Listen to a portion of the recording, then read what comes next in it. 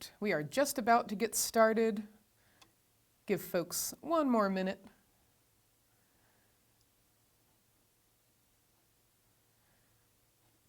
All right, all my viewers, we'd love to know where people are viewing from, so please let us know where you are listening from in the chat.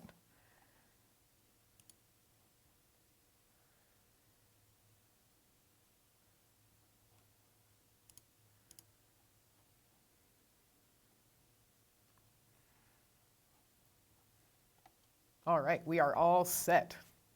Well, hello everyone, and welcome to another exciting day in the Emerald City now. Our adventurers have made it all the way to the Emerald City, and now they are expecting, at least, to meet the great and powerful Oz, or the wonderful Oz. We'll see exactly what he's like in this chapter, maybe. So, if you are just joining us for the first time today, we are reading L. Frank Baum's The Wonderful Wizard of Oz, which was written in 1900. And many of you know the classic movie, The Wizard of Oz, but we've already noted some differences so far. And this has been a really fun adventure just to catch you up a little bit. So our protagonist, our main character, Dorothy, and her friends have gone on an adventure to find the great and powerful Oz so that they may receive their wishes. Now, our Scarecrow character, he is convinced that he needs brains because he's stuffed with straw and he wants brains so he can think. Our Tin Woodman character really wants a heart so he can love again. And Dorothy and Toto simply want to go back home because, as Dorothy says, there is no place like home. Now, we've met a few characters along the way, other characters. We've had our Munchkins, we've had a good witch of the north, there's been a mention of a wicked witch in the west, and of course, Oz, who is a great and powerful wizard, but no one can really describe him. He's a bit of a mystery. But our characters have made it all the way to the Emerald City, and they are expecting to meet him pretty soon. So, I'm really excited to continue our adventure. Oh, I forgot to mention the Cowardly Lion, my favorite character. The Cowardly Lion, of course, wants some courage. So let's see if they can achieve their wishes or not.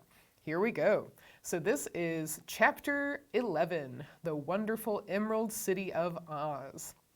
And please let me know if there's any issues in the stream. Please chat those my way. I'll be paying attention to the chat to make sure that audio and visuals are good. All right, are you ready? Here we go.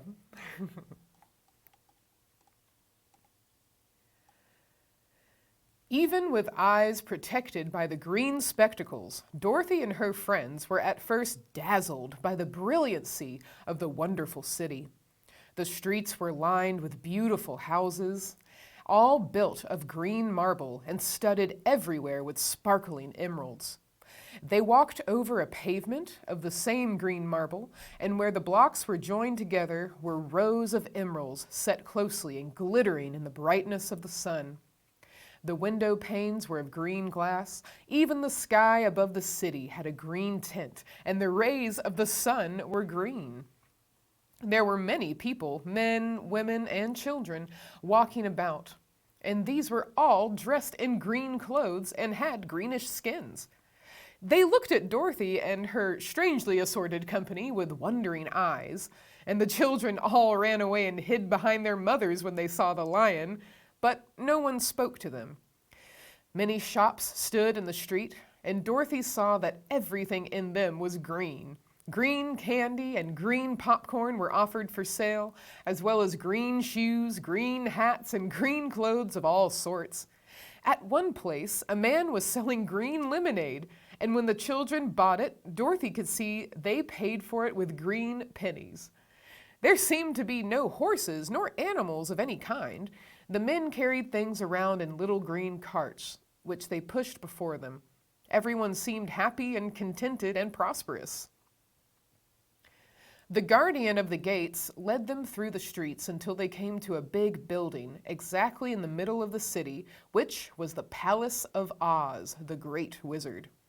There was a soldier before the door, dressed in a green uniform and wearing a long green beard.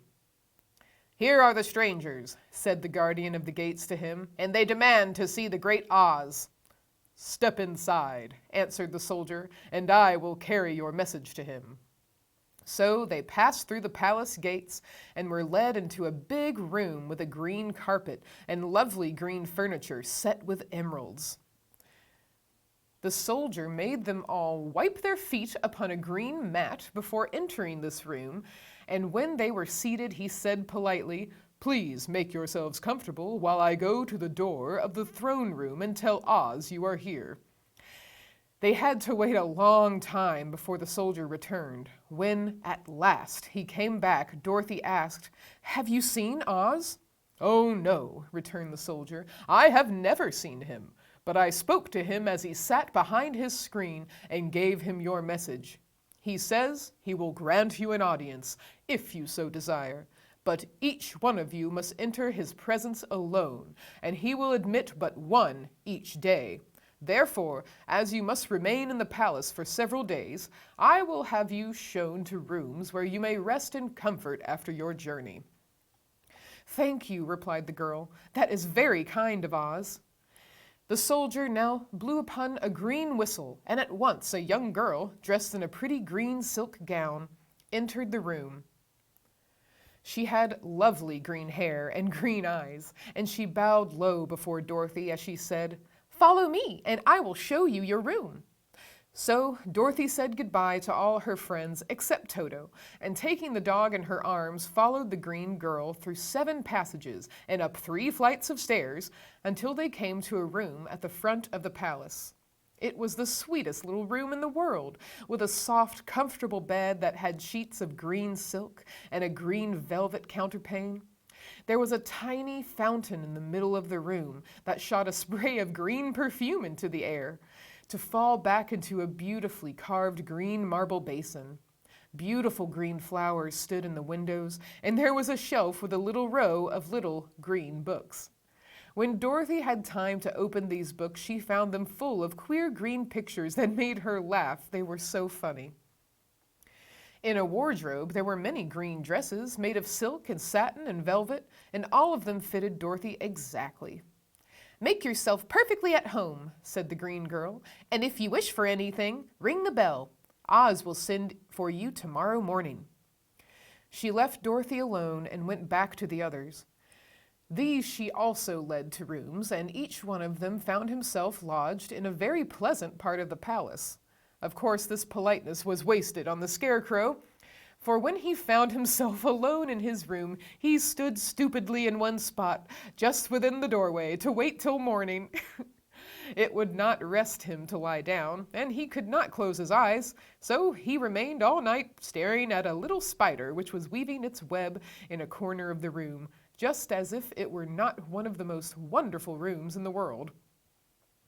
The Tin Woodman lay down on his bed from a force of habit, for he remembered when he was made of flesh. But not being able to sleep, he passed the night moving his joints up and down to make sure they kept in good working order. The Lion would have preferred a bed of dried leaves in the forest, and did not like being shut up in a room.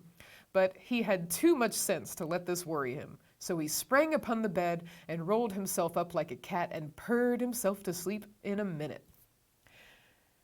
The next morning, after breakfast, the Green Maiden came to fetch Dorothy, and she dressed her in one of the prettiest gowns, made of green, brocaded satin. Dorothy put on a green silk apron and tied a green ribbon around Toto's neck, and they started for the throne room of the Great Oz.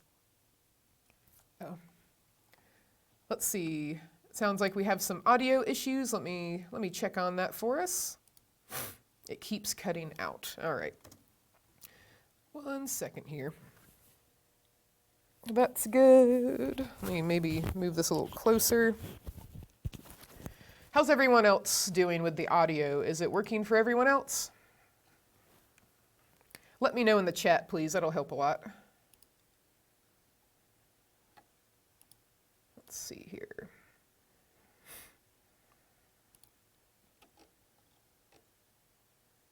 Oh. So it seems our stream ended.